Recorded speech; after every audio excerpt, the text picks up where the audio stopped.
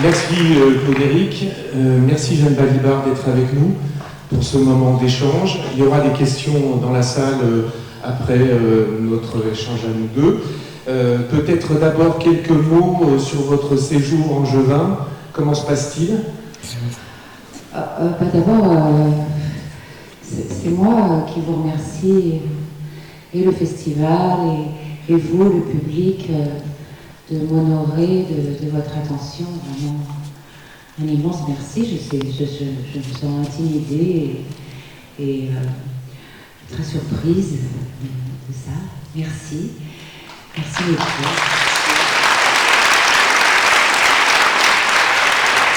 Et donc ça se passe très bien.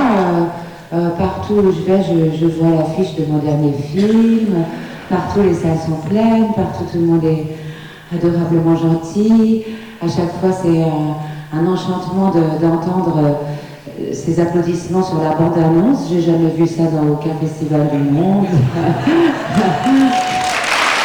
Vous êtes une belle histoire d'amour du cinéma, une belle histoire d'amour du théâtre. Vous écrivez, vous chantez, vous avez réalisé un premier film, Merveille à Montfermeil.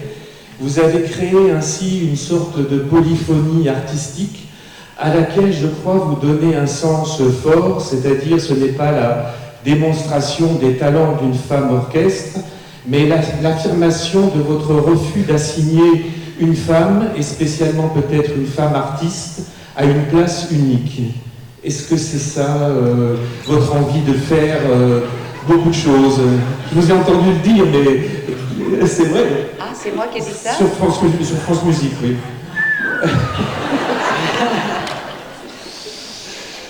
Je sais pas quel mot je m'avais piqué ce jour-là. Bon. Je crois qu'il y a beaucoup de gens qui font beaucoup de choses. Par exemple, il y a beaucoup d'actrices qui peignent. C'est pas du tout mon cas, mais Juliette Binoche, Sophie Marceau, il y a beaucoup d'actrices qui peignent. Où je pense à beaucoup de femmes artistes qui font beaucoup de choses très différentes, par exemple Claude Cahun, Louise Bourgeois. Enfin, en fait, avoir plusieurs manières de s'exprimer, je pense que c'est quelque chose d'assez répandu, pas seulement chez les femmes. D'ailleurs, on voit bien que David Lynch aussi, il faisait de la musique, de la peinture.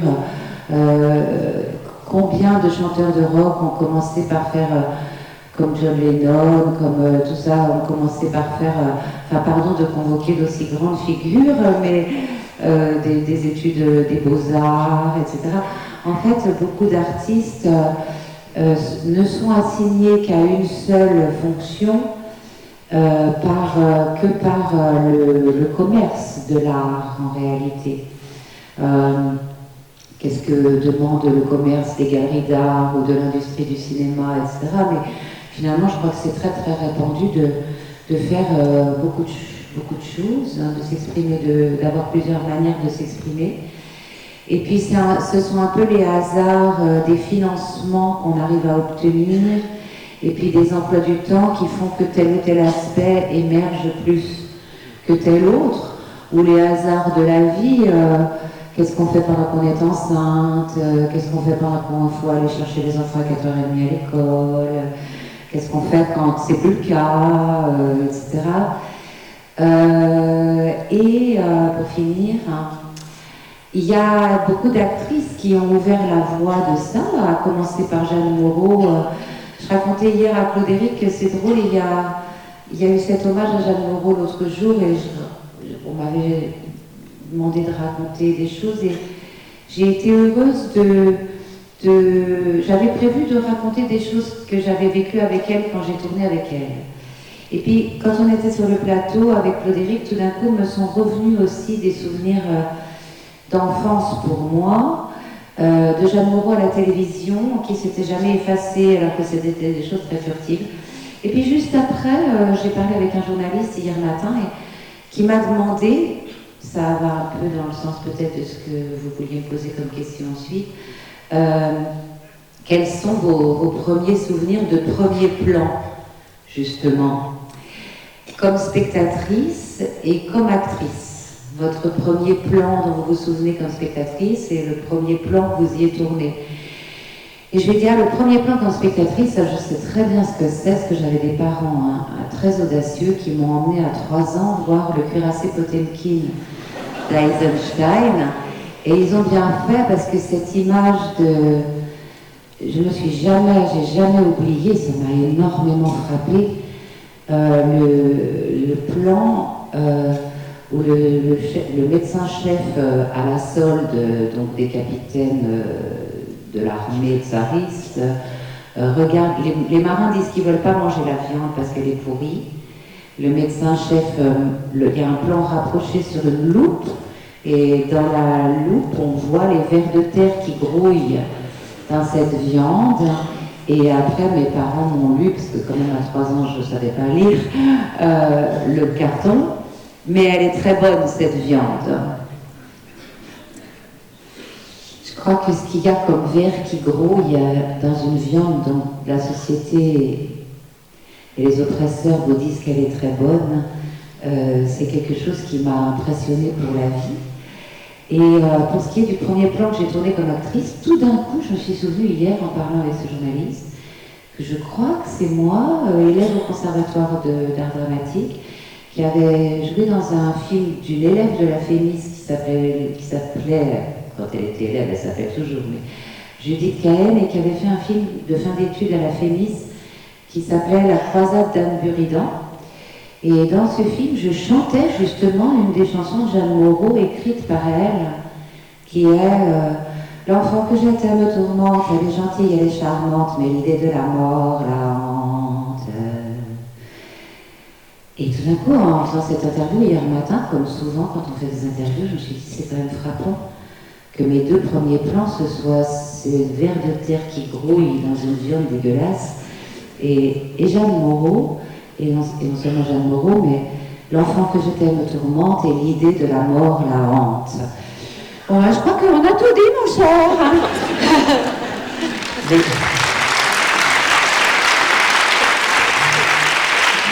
Le cuirassé Potemkin, alors c'est l'idée que vos parents voulaient faire de vous une rebelle dès l'origine? Non? Je plaisante. Oui, je me doute que vous plaisantez. Non, mes parents étaient des gens cultivés, c'était des universitaires. Mon père était membre du Parti communiste, ma mère non, mais compagnon de route, comme on disait à l'époque. Et c'était d'une certaine manière, je crois que chacun est le produit de son époque. Moi, avant de devenir actrice, j'ai fait des études d'histoire, j'aime beaucoup l'histoire. Et je crois que c'est aussi quelque chose qui m'intéresse, dans quelle mesure on est le produit de l'histoire de son temps et dans quelle mesure on déborde de ça. Et donc mes parents, c'était des jeunes intellectuels parisiens d'extrême gauche et très cinéphiles. Et ils appartenaient à cette génération qui est allée à la cinémathèque, qui donc aimait le cinéma et aimait la poésie du cinéma et la poésie, la force révolutionnaire de la poésie, mais comme les surréalistes ont aimé ça, ou comme Artaud a aimé ça, enfin je dirais, ils étaient à la fois typiques et en même temps librement poétiques, d'où Eisenstein. Et je pense typique et librement poétique comme chacun de nous, en fait, comme chaque être humain. Et je lisais dans un article publié par le magazine M du Monde que votre mère, Françoise Balibar, donc physicienne, il la décrivait comme une femme magnifique et qui enseignait la théorie de la relativité en tailleur Saint-Laurent. Et je me suis demandé si vous aviez, parce que une des choses qui vous caractérise à mes yeux, mais pas seulement à mes yeux, je pense, c'est une forme d'élégance, une forme de beauté élégante. Et est-ce que c'est votre mère qui vous a enseigné cette élégance ou... Oui, alors, c'est moi qui disais ça, je crois, dans une interview dans Le Monde. Oui. C'est pas seulement ma mère, c'est que j'ai toujours pensé que moi, j'ai tout appris dans la vie du fait que toutes les femmes de ma famille cousaient. Je suis dans mes deux familles, les femmes étaient couturières avant d'être quoi que ce soit d'autre. Du côté de mon père, c'était des ouvriers du Creusot, chez les Schneider, enfin on dit Schneider. Les hommes étaient métallurgistes et les femmes étaient, c'était des petites mains qui cousaient à la tâche pour, on disait toujours dans ma famille, la grande maison de blanc. C'était des maisons de lingerie à Paris qui envoyaient des pièces de soie dans les maisons des ouvriers du Creusot. Et ma grand-mère me racontait toujours, et mon arrière-grand-mère que j'ai eu la chance de connaître, c'était terrible parce qu'il ne fallait pas gâcher la soie. Parce que si on se piquait le doigt, par exemple, comme dans Blanche-Neige, et qu'il y avait une goutte de sang qui tombait sur la soie, il fallait, non seulement on ne touchait pas le salaire horaire, mais il fallait rembourser le tissu. Et donc, toutes les femmes du côté de la mère, de mon père, étaient donc ouvrières à la tâche couturière. Du côté du père de mon père, c'était des immigrés juifs locteux venus d'Ukraine, comme la famille de Barbara d'ailleurs. Et c'était aussi des gens qui travaillaient dans la couture, dans la confection. Et du côté donc on avait la machine à coudre du grand-père. Donc c'était pas seulement les femmes de mon côté juif ashkénaze, mais aussi des femmes. Et du côté de ma mère, c'était des agriculteurs, mais ma mère, mais c'était aussi des femmes qui cousaient et qui refaisaient les patrons, etc.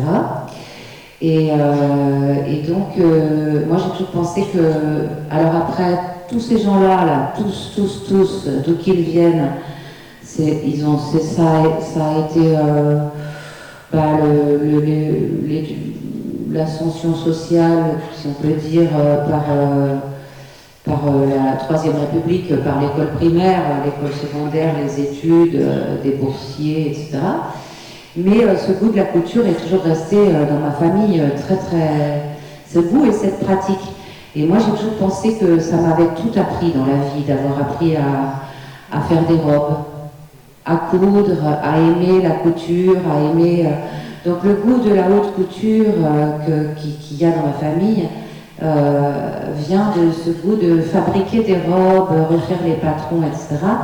Alors après c'est vrai qu'avec son premier salaire, ma mère s'est acheté un tailleur chez Saint-Laurent et comme elle était prof de physique quantique, elle faisait ses cours dans cette tenue et elle venait me chercher. Enfin, je crois qu'elle volait aussi, mais il ne faut pas le dire, parce qu'elle a été bizarre. Et à l'époque, il n'y avait pas de bip dans les magasins. Et bon, moi, j'appréciais pas tellement qu'elle vienne me chercher à l'école dans ces tenues. Je dois dire que, vous savez, quand on est enfant, on a honte de ses parents quand ils font des choses qui sortent de l'ordinaire. Donc, moi, j'avais un peu honte de ça. Mais c'est vrai que maintenant, professionnellement, je me sers quand même de ce côté lien avec l'art de la mode, qui est un élément de la figure de l'actrice de cinéma. Ça m'amuse, c'est vrai. Quand j'étais enfant, adolescent, ça ne me faisait pas du tout rigoler, mais maintenant ça me fait rigoler. Et le film de Mathieu Amalric, Barbara, il y a quelque chose qui se passe justement avec les costumes, enfin avec l'attitude, vraiment, et c'est comme ça que vous avez trouvé le personnage, enfin Barbara elle-même. Alors moi je travaille toujours comme ça, je commence toujours à travailler les rôles par le costume, quel que soit le personnage. C'est vrai que dans ce cas-là, c'était très très important parce que, vous savez, on dit toujours il y a beaucoup d'actrices qui chantent et beaucoup de chanteuses qui jouent. C'est vrai. Et c'est vrai parce que, en fait, au XVIIIe siècle, au XVIIe siècle, c'était le même métier. C'était pas encore séparé ces deux métiers. Et bon, alors les gens étaient plus ou moins doués pour tel ou tel truc, mais c'était le même métier. Hein. Et puis petit à petit, il y a eu des... C'est intéressant l'histoire du spectacle.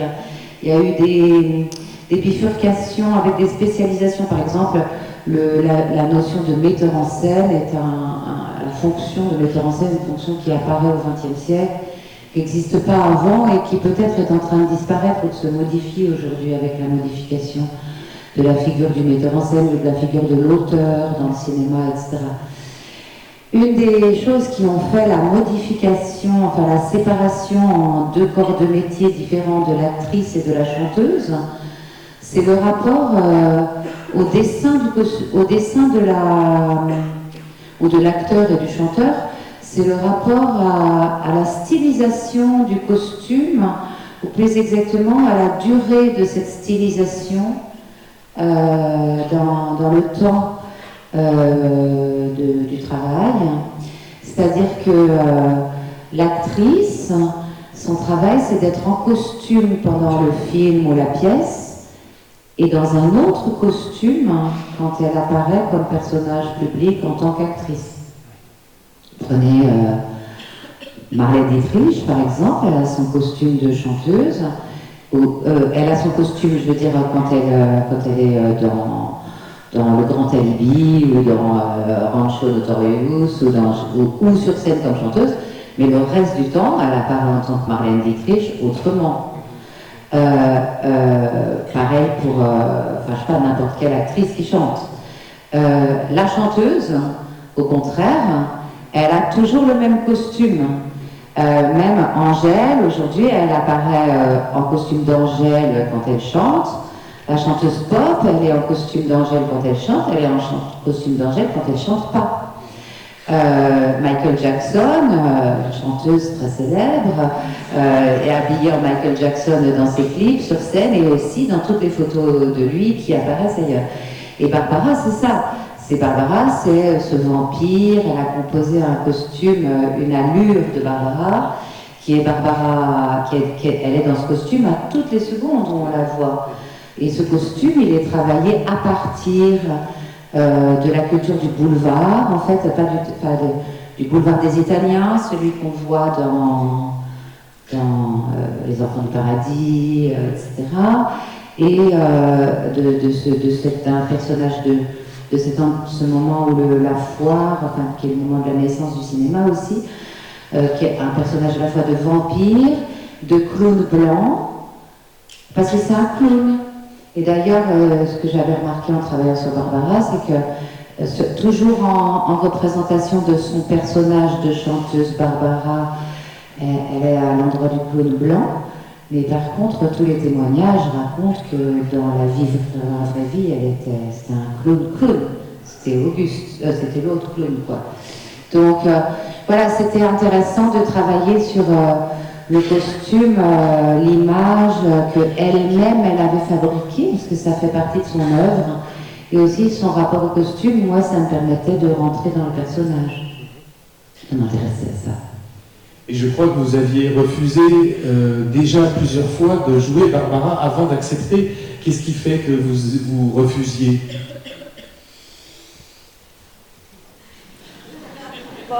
Les projets qu'on me proposait autour d'elle me paraissaient pas à la hauteur ni de son talent à elle, ni de l'amour que j'avais toujours eu pour elle. Voilà, là, c'est la première fois qu'il y avait un projet qui me... Enfin, en fait, il y avait eu... Déjà, Pierre Léon avait eu un projet qui est un cinéaste que j'aime beaucoup, mais très confidentiel. Underground avait déjà eu un projet qui me paraissait de bonne aloi, mais n'avait pas réussi à le monter. C'est pour ça que Mathieu Amalric a repris le projet de Pierre Léon et l'a transformé. Alors vous avez aussi, j'ai lu pas mal de choses, donc vous avez dit combien en fait vous êtes différente de Barbara, combien vous avez pu mesurer que vous n'étiez pas elle en la jouant. Et en même temps, je me suis dit qu'il y avait quelque chose qui, pour moi, vous réunissait. C'était une manière d'être star sans système, sans star system. Ça vous parle pas? Je trouve que, enfin, il y a une attitude. Bon, moi, je ne trouve pas du tout que je sois une star, donc à partir de là, c'est end of the game, quoi. Et en plus, je ne pense pas que Barbara soit totalement hors système. Je pense au contraire elle s'est forcée à partir justement le moment où elle devient une star, vraiment, c'est le moment où elle accepte après Bobino. Matériellement, il y a besoin de cette infrastructure pour être une vraie star populaire, ce qu'elle était. Mais elle en a eu besoin affectivement aussi, profondément. Donc je dirais pas que Barbara était une star hors système. Je dirais qu'elle a interprété le système, enfin, elle a tordu le système pour que ça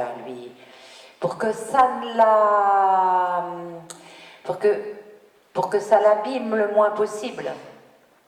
Ça l'a quand même énormément abîmé, mais disons le moins possible. Mais je dirais pas que c'était une star hors système, non. Je crois qu'une star hors système, ça n'existe pas déjà. Et ce lien affectif qui existe chez Barbara avec son métier, avec son public, vous le ressentez, vous qui êtes souvent quand même sur scène, vous êtes demain sur scène à Angers pour le spectacle Les Historiennes, vous ressentez cette relation d'affection avec le public ?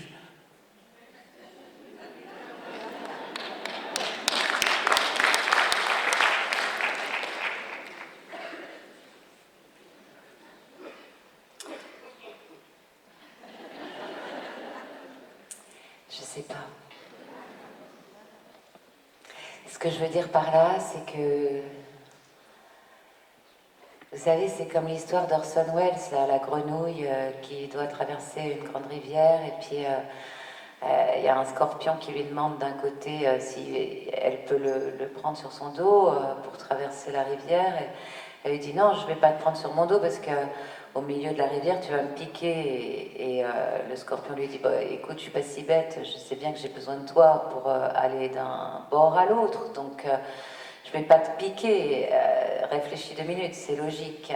Et la grenouille dit oui, en effet, c'est logique, monte. Et au milieu de la rivière, le scorpion la pique quand même. Juste avant de mourir, la grenouille lui dit mais qu'est-ce que tu fais? Enfin, c'est n'importe quoi. Et le scorpion dit désolé, c'est ma nature. Et je pense qu'il y a des natures d'actrices ou de personnages scéniques. Et dans ce spectacle que vous évoquez, que je vais jouer demain, c'est autour de 3 figures de personnages de femmes. Le premier, c'est Violette Nozière, le second, Delphine Seyrig, et le troisième, une esclave noire angolaise au XVIIIe siècle à Salvador de Bahia, qui est poursuivie par l'Inquisition portugaise à Lisbonne.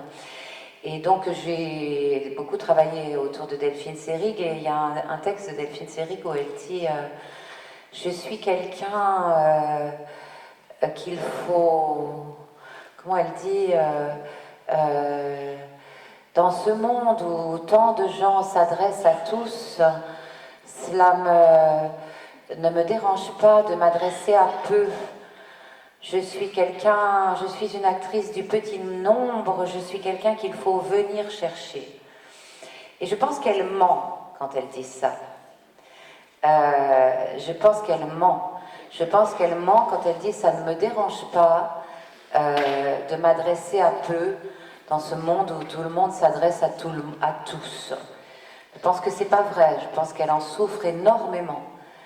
C'est toujours une souffrance de ne pas savoir s'adresser au plus grand nombre. Et pour répondre à votre question, je pense que Barbara, elle à un moment, elle a décidé d'accepter qu'elle savait s'adresser au plus grand nombre. Moi, je pense que je sais m'adresser au plus grand nombre, mais j'arrive pas à l'accepter comme Delphine Seyrig. Et je ne dirais pas comme Delphine Seyrig, je pense que Delphine Seyrig ment quand elle dit que ça lui fait rien, parce que je pense qu'elle en souffre beaucoup, et moi aussi j'en souffre beaucoup. Parce que c'est quelque chose dans le... En fait, là, en ce moment, je ne sais pas, vous me direz si c'est vrai, mais je pense qu'on est bien ensemble.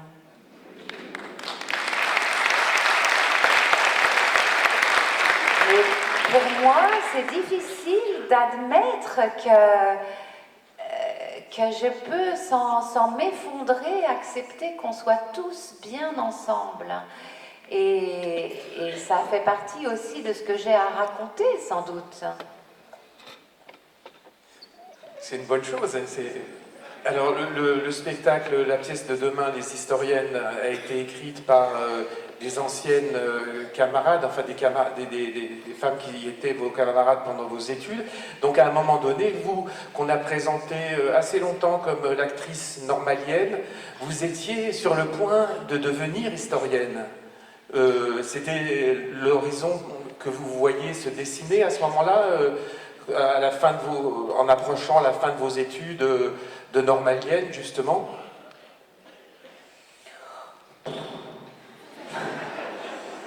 Non, moi j'ai fait des études parce que, comme je disais, dans ma famille, comme c'était par le biais de faire des études que les gens avaient acquis, avaient accédé à la petite bourgeoisie, et puis avaient acquis avaient pu trouver une porte d'entrée vers la littérature, la musique, le cinéma, le théâtre, et que ça nous importait beaucoup. Je croyais que c'était la seule porte d'entrée, puis qu'elle était obligatoire, donc j'ai fait les études. Donc je sentais bien que tout le monde autour de moi attendait que je les fasse, mais ça ne me plaisait pas du tout, ces études. C'était une torture en réalité. Parce que mon rapport aux histoires n'est pas du tout de type académique. Je suis capable d'apprendre des choses pour les savoir, mais en fait, ça me torture d'apprendre des choses pour les savoir. J'ai envie de les apprendre pour les ressentir. J'ai envie moi, quand je lis des histoires, qu'elles soient romanesques ou poétiques ou cinématographiques, que je vois des histoires au cinéma, ou que je lis des histoires dans des livres d'histoire, la seule chose qui m'intéresse, et je le dis pas comme une qualité, c'est un constat, c'est de savoir si ça va me faire rire ou pleurer. La prise de la Bastille, ça me fait pleurer, mais en fait, la terreur, ça me fait pleurer aussi. Enfin, je dis ça parce qu'en ce moment, je suis en train de lire La mort de Danton de Büchner, mais je pourrais dire n'importe quoi. Je sais pas. N'importe quoi, ça me fait. La seule chose qui m'intéresse, c'est les sentiments. Encore une fois, je ne fais pas exprès, c'est un constat. La seule chose qui m'intéresse, c'est les sentiments. Et alors, du coup, pour devenir historienne, ça allait pas du tout, parce que la vérité, par exemple, j'en ai rien à foutre. Ce qui m'intéresse, c'est la vérité des sentiments, c'est pas la vérité des... C'est la vérité des sentiments ou la vérité des rapports entre les gens, mais pas de savoir si oui... je sais pas. C'est pas le savoir pour le savoir. Donc, dès que j'ai pu, je me suis évadée de ça. Et en revanche, j'en ai toujours gardé le souvenir que la science est quelque chose, qu'elle soit exacte, comme les mathématiques ou la physique, ou qu'elle soit sciences humaines, comme la philosophie, l'histoire, la sociologie, etc., peut susciter des sentiments extrêmement profonds, violents, forts et évidemment avec une dramaturgie. Donc c'est pour ça qu'un jour on m'a demandé de faire une carte blanche dans un endroit très loin de la France et je me suis dit pourquoi pas faire quelque chose autour de l'histoire, mais l'histoire comme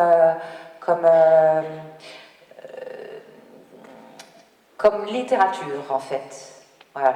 Avec dedans des sentiments, de la dramaturgie, des personnages et tout.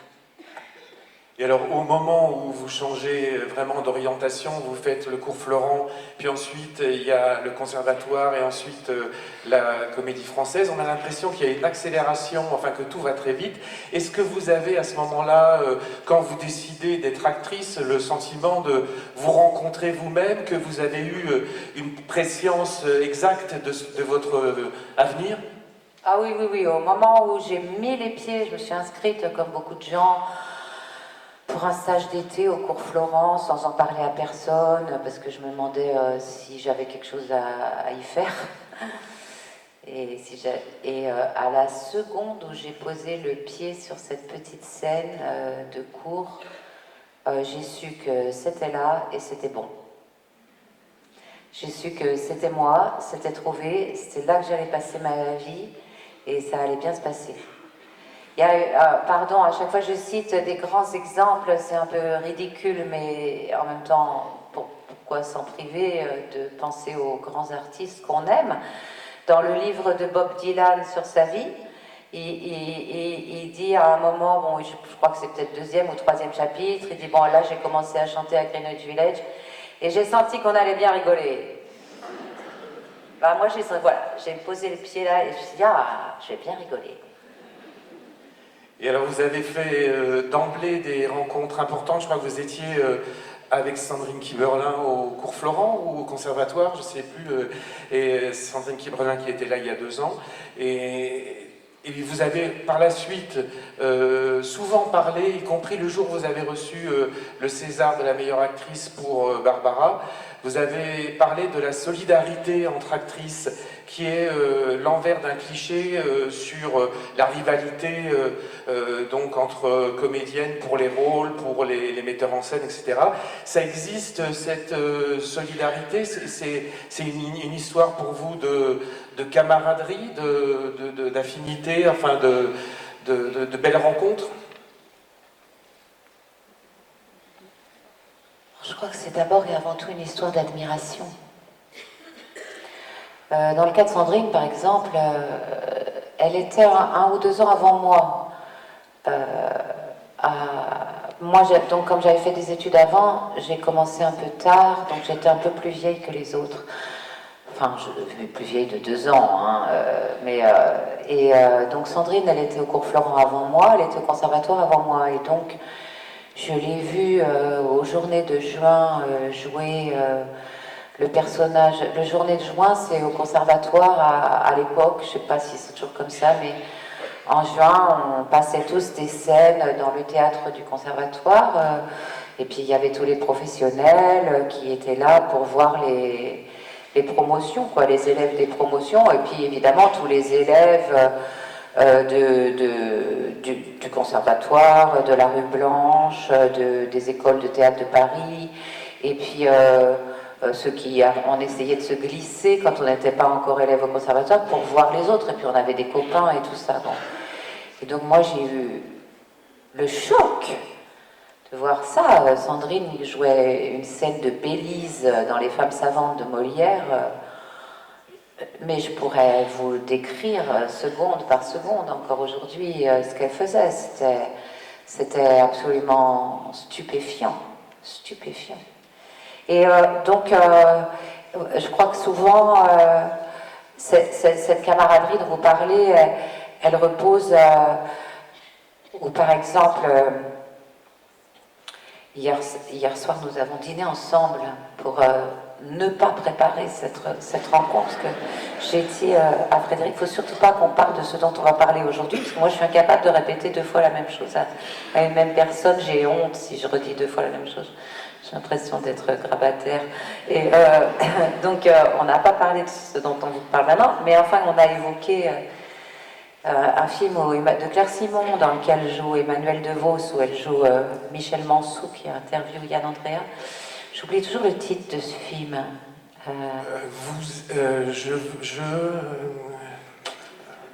Attendez, je me rappelle plus. Bon, enfin bref, en tout cas, par exemple, Emmanuelle DeVos, c'est pareil, ça a tout de suite été une admiration, ou une autre actrice, pas du tout de ma génération, Céleste Brunkel, par exemple, qui est une jeune actrice. L'admiration.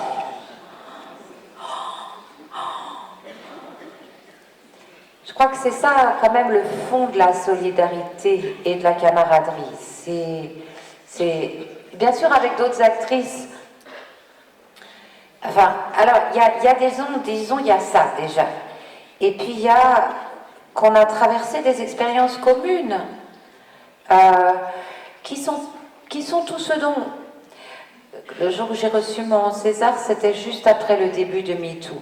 Donc je savais que si je montais sur scène pour recevoir meilleure actrice, il fallait que je dise quelque chose là-dessus. Il fallait que je dise quelque chose sur nous les actrices. Mais c'est pas seulement ces histoires salutaires de raconter ce qu'on a toutes subi, le harcèlement, etc. C'est pas seulement ces expériences-là qui sont banales malheureusement, mais extrêmes. C'est aussi toutes les autres expériences de nos vies dans le travail, quoi, qu'on a traversé ensemble. Et puis c'est aussi qu'on traverse ensemble la vie, tout simplement, comme avec des collègues de bureau. On a parfois eu nos enfants ensemble, ou les plus jeunes actrices, elles ont l'âge de nos enfants maintenant. C'est la vie, tout simplement, la vie qui passe. Et lorsque vous avez présenté Barbara à Cannes, vous aviez fait une vidéo avec mes collègues de Télérama et qui vous avait invité à évoquer vos différents festivals. Et à propos du premier, lorsque vous aviez présenté Comment je me suis disputé de Arnaud Desplechin, vous aviez dit que ça avait été un festival, enfin, je crois, choquant. Est-ce que la rencontre avec le monde du cinéma a été difficile, ou est-ce que ce monde du cinéma vous a semblé d'une réalité quand même moins idéale que ce que vous aviez imaginé?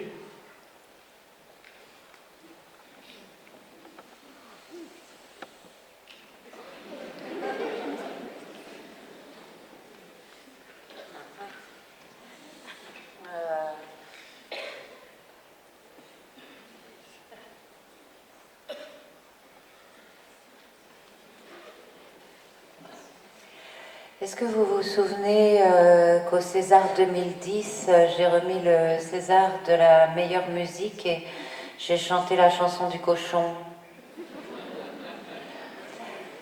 Tu es mon port ouvert vers le large, mais rassurant, rassurant. Tu es mon port sauvage.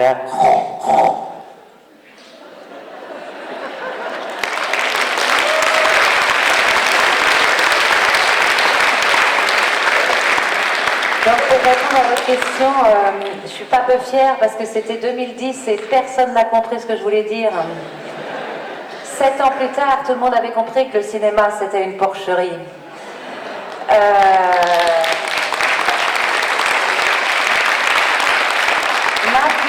Maintenant, pour parler de façon plus modeste, cette chanson que j'avais inventée un jour que j'avais fumé un pétard dans un hôtel citadine en répétition à Strasbourg, en mettant GarageBand.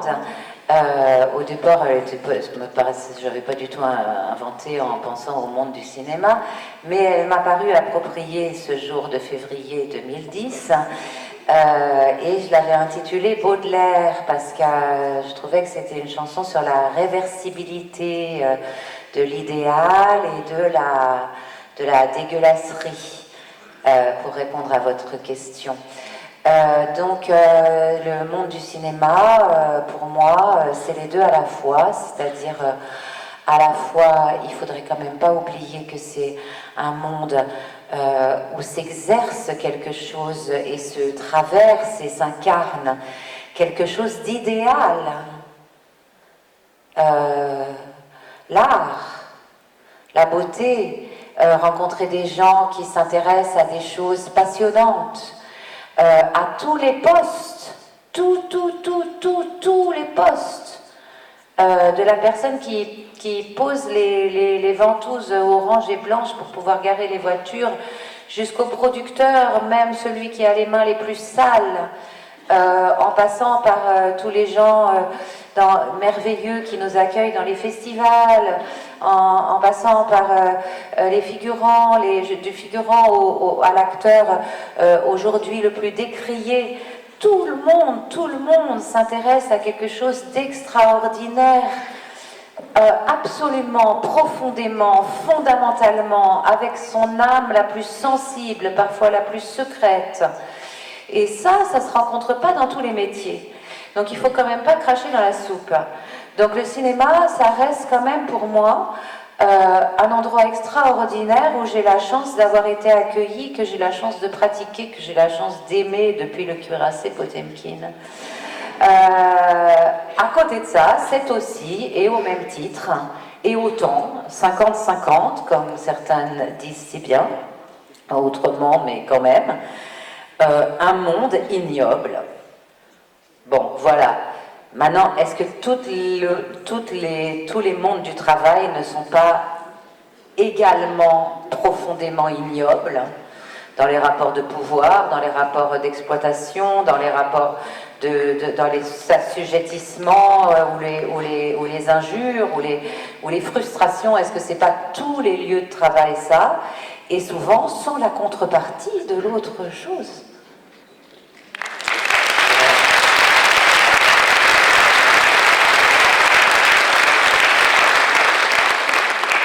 Et juste après, je donne la parole à la salle. Comment est-ce que vous avez trouvé votre chemin, vous, dans ce monde, à partir du moment où vous êtes devenue actrice donc de théâtre et de cinéma? Mais du côté du cinéma, vous avez eu des expériences fortes, enfin, vous avez su trouver des cinéastes importants, Rivette, Sayas, Mathieu Amalric, il y en a beaucoup. Ça a été avec vous-même où il y a eu des amis actrices, peut-être un agent, une agente artistique. Vous avez discuté d'une vision de votre carrière à un moment donné? Jamais, et je peux vous dire que j'ai tout fait par hasard. Comme dit, c'est sympa de parler de Jeanne Moreau tout le temps, en laissant faire les hasards. Voilà. On peut pas, enfin moi en tout cas, je sais pas construire des choses. Je sais pas, vous savez. Même par exemple, le désir de faire un film, il dépend pas du film lui-même en réalité. Il dépend de ce avec quoi il rentre en concurrence.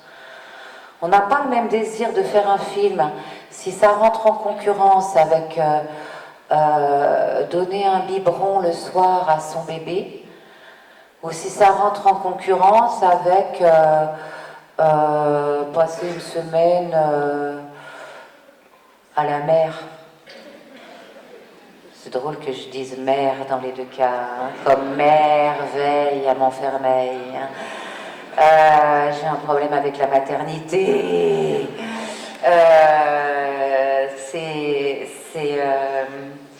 Franchement, moi, quand un film est le scénario, je le lis pas de la même façon. Le réalisateur ou la réalisatrice, je la rencontre pas de la même façon. Si les 2 mois de tournage, ça va vouloir dire que je vais jamais pouvoir aller chercher mon enfant à l'école, ou si ça va vouloir dire que je vais me priver de 2 mois de vacances, c'est pas la même chose. Hein. Rien n'a de valeur en soi, en fait, pour moi. Donc du coup, c'est le hasard de la vie qui décide. Mais comme disait Éric Rohmer, rien ne sert plus l'art que le hasard.